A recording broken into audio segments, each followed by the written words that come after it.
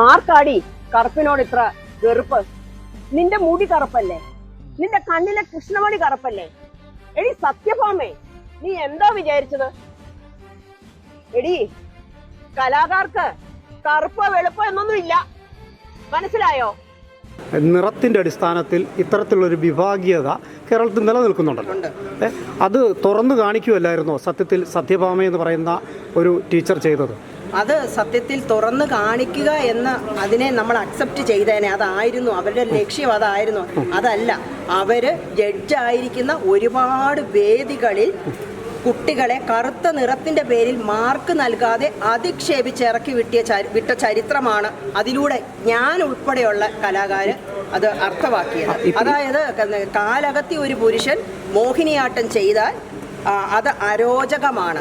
കാലകത്തി അരമണ്ഡലത്തിൽ കാലകത്തി നിന്നിട്ടാണ് ശിവൻ താണ്ഡവമാടിയത്. അപ്പോൾ അത് വളരെ മ്ലേച്ഛമായ ഒരു വാക്കാണ് അവർ പറഞ്ഞത്. അത് കൂടാതെ പെറ്റ അമ്മ സഹിക്കുമോ എന്ന്. ആ അമ്മ പെറ്റ മകനാണ് ലോകം മുഴുവൻ അറിയപ്പെടുന്ന, കഴിവുകൊണ്ട് അറിയപ്പെടുന്ന കലാഭവമണി എന്ന അത്യുത്തമ കലാകാരൻ. അങ്ങനെ 2-3 പരാമർശങ്ങൾ. അതുപോലെ തന്നെ അവർ പറഞ്ഞു, കറുത്ത നിറത്തിലുള്ള കുട്ടികൾ ഒരിക്കലും മത്സരത്തിന് ഇറങ്ങാൻ പാടില്ല, സ്റ്റേജിൽ നടനമാടാൻ പാടില്ല. ആരെഴുതി വെച്ച നിയമമാണ്? ഇങ്ങനെ ഒരു അലിഖിത നിയമം അവരുണ്ടാക്കിയതല്ലേ? അത് ലഭ്യമായ ഭാഷയിലൂടെ അവർക്കത് പ്രസന്റ് ചെയ്യാമായിരുന്നു.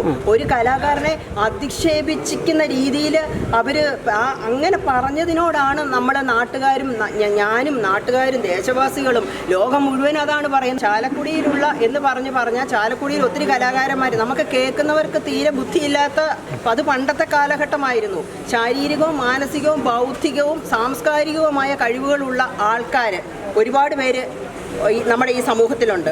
അവർ പക്ഷേ അത് ഏതർത്ഥത്തിലാണ് എടുത്തത് എന്നതിനേക്കാൾ ഉപരി അവർ കേട്ടത് എത്ര മ്ലേച്ഛമായ കാര്യമാണ്.